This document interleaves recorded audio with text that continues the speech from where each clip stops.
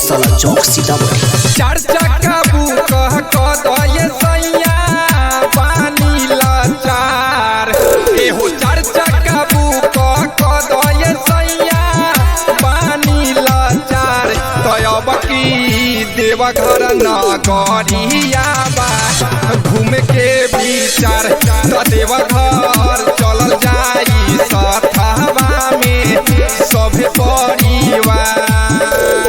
चार चक्का बुक कदये सैया पानी लाचार तब की देवघर नगरिया बा घूम के विचार। Music by Ravinder Singh। Deoghar नगरिया बा रिकॉर्डिंग स्टूडियो गौशाला चौक सीतामढ़ी। सुहूलतानगंज में सैया कांवर खरीदाई सिमरिया में ये हो पिया जलवा भराई सुहूलतानगंज में सैया कांवर खरीदाई सिमरिया में ये हो पिया जलवा भराई।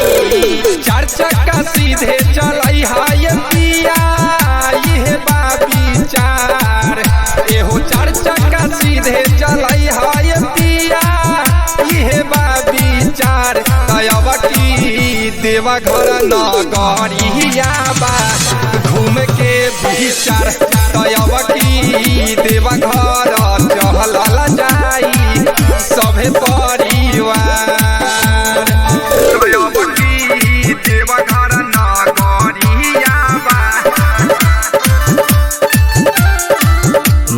रिकॉर्डिंग स्टूडियो गौशाला चौक सीतामढ़ी। गोलू सिंगरी तेस पिया तोहरा से कहीं ऋषि राजपूत अवकी घरवे में रही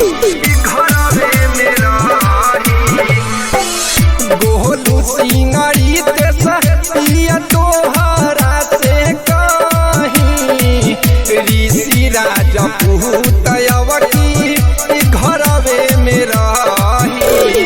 बासुकीनाथ के नामी बाटे हमके आचार एहो बासुकीनाथ के नामी बाटे हमके आचार देवघर चलल जाइए सैया सभे परिवार तब की देवघर नगरिया बा घूम के विचार। रिकॉर्डिंग स्टूडियो गौशाला चौक सीतामढ़ी।